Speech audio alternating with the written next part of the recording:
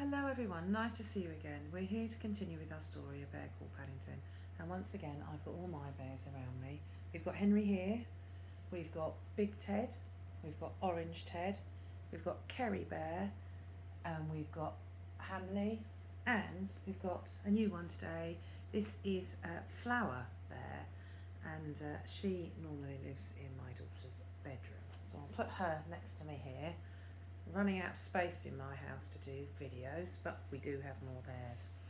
Now, if you remember last time, Paddington had just got his new coat and the hood had come over his eyes, and to try and get out of the shop, he accidentally ended up in the shop window and had knocked down all the display. Let's carry on.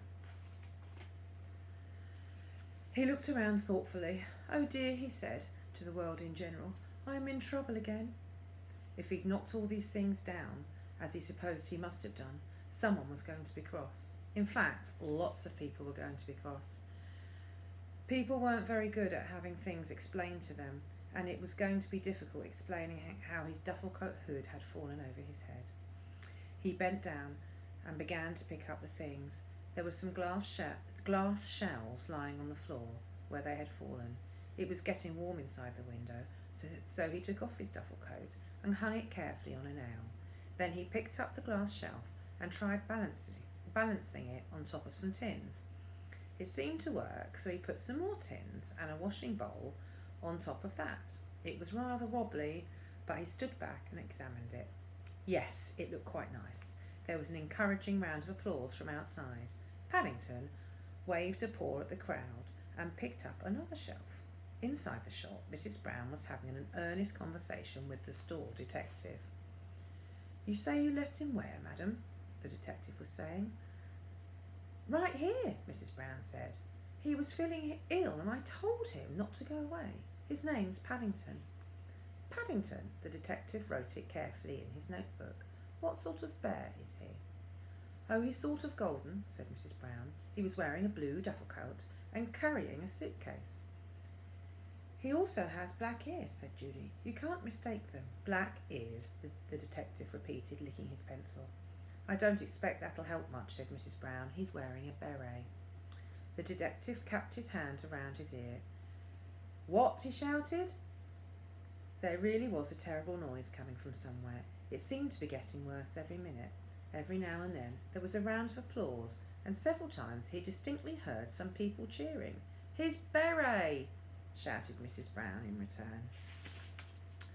A green woolen one that came down over his ears with a pom-pom. The detective shut his notebook with a snap. The noise outside was definitely getting worse. "Pardon me," he said sternly. "There's something strange going on that needs investigating."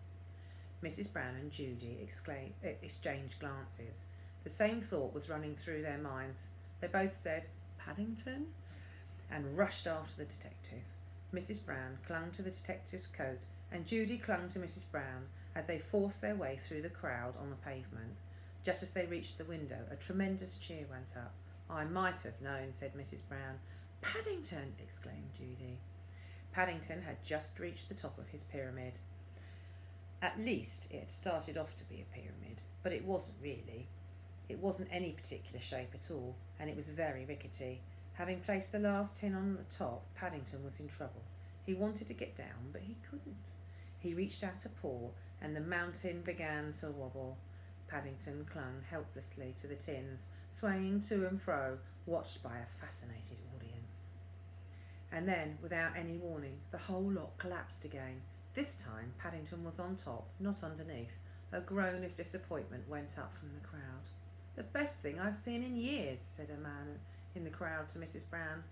"Blessed if I know how they think these things up." "Will he do it again, Mummy?" said a small boy. "I don't think so, dear," said the mother. "I think he's finished for the day." She pointed to the window where the detective was removing a sorry-looking Paddington. Mrs. Brown hurried back to the entrance and followed by Judy. Inside the shop, the detective looked at Paddington, then at his notebook. "Blue duffel coat," he said. "Green woolen beret." He pulled the beret off. "Black ears. I know who you are," he said grimly. "You're Paddington." Paddington nearly fell backwards with astonishment. However, did you know that? He said. I'm a detective, said the man. It's my job to know these things. We're always on the lookout for criminals. But I'm not a criminal, said Paddington hotly. I'm a bear. Besides, I was only tidying up the window. Tidying up the window, the detective spluttered. I don't know what Mr. Perkins will have to say. He only dressed it this morning. Paddington looked round uneasily. He could see Mrs. Brown and Judy hurrying towards him. In fact, there were several people coming his way, including an important-looking man in a black coat and striped trousers. They all reached him at the same time, and they all began talking together. Paddington sat down on his case and watched them. There were times when it was much better to keep quiet, and this was one of them. In the end, it was the important-looking man who won, because he had the loudest voice and kept on talking when everyone else had finished. To Paddington's surprise, he reached down and took hold of his paw and started to shake it so hard he thought it was going to drop off. Delighted to know you, Bear, he boomed. Delighted to know you, and congratulations. That's all right, said Paddington doubtfully. He didn't know why, but the man seemed very pleased. The man turned to Mrs. Brown. You say his name's Paddington? That's right, said Mrs. Brown, and I'm sure he didn't mean any harm. Harm? The man looked at Mrs. Brown in amazement. Did you say harm? My dear lady, through the action of this bear, we've had the biggest crowd in years. Our telephone hasn't stopped ringing. He waved towards the entrance of the store, and still they're coming in. He placed his hand on Paddington's head. Barkridge's, he said. Barkridge's is grateful. He waved the other hand for silence. We would like to show our gratitude. If there is anything in the store you would like. Paddington's eyes gleamed. He knew just what he wanted. He'd seen it on the way up to the outfitting department. It had been standing all by itself on a counter in the food store. The biggest one he'd ever seen, almost as big as him. Can you guess what it is, boys and girls? Please, he said, I'd like one of those jars of marmalade, one of the big ones. If the manager of Barkridge's felt surprised, he didn't show it. He stood respectfully to one side by the entrance to the lift. Marmalade it shall be, he said, and pressed the button. I think, Paddington said, if you don't mind, I'd rather use the stairs. Chapter 5. Paddington and the Old Master. Paddington soon settled down and became one of the family.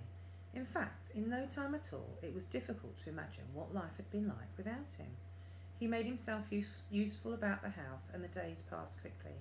The Browns lived near the Portobello Road, where there was a big market, and quite often, when Mrs. Brown was busy, she let him go out to do the shopping for her. Mr. Brown made a shopping trolley for him, an old basket on wheels with a handle for steering it. Paddington was a good shopper and soon became well known to all the shopkeepers in the market.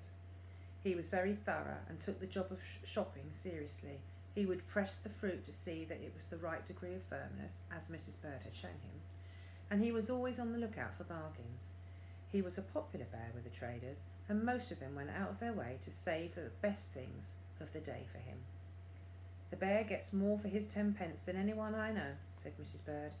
I don't know how he gets away with it, really I don't. It must be a mean streak in him. I'm not mean, said Paddington indignantly. I'm just careful, that's all. Well, whatever it is, replied Mrs. Bird, you're worth your weight in gold. Paddington took this remark very seriously and spent a lot of time weighing himself on the bathroom scales.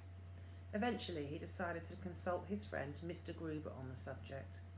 Now Paddington spent a lot of time looking in shop windows, and of all the windows in the Portobello Road, Mr. Gruber's was the best. For one thing, it was nice and low so that he could look in without having to stand on tiptoe, and for another, it was full of interesting things. Old pieces of furniture, medals, pots, pans, pictures. There were so many things it was difficult to get inside the shop, and old Mr. Gruber spent a lot of his time sitting on a deck chair on the pavement. Mr. Gruber, in his turn, found Paddington very interesting, and soon they became great friends. Paddington often stopped there on his way home from shopping, and they spent many hours discussing South America, where Mr. Gruber had been when he was a boy. Mr. Gruber usually had a bun and a cup of cocoa in the morning for what he called his elevensies. and he had taken to sharing it with Paddington. There's nothing like a nice chat over a bun and a cup of cocoa, he used to say, and Paddington, who liked all three, agreed with him, even though the cocoa did make his whiskers go a funny colour. Okay, we're going to leave it there now. There are some questions this week, and they will be on the website under the active read for year 2. So here are the questions. Mrs. Brown had to describe Paddington to the detective. How would you describe your favourite bear or cuddly toy? Question 2. Who do you think the important man was? Why was he so pleased with Paddington? Question 3. Why did Mrs. Bird say to Paddington, "You are worth your weight in gold"? What did she mean? Question 4. Paddington's favourite shop was Mr. Gruber's. What is your favourite shop and why do you like it so much? Okay, children, have a fantastic week, and I look forward to catching up with you again next Thursday. Bye for now.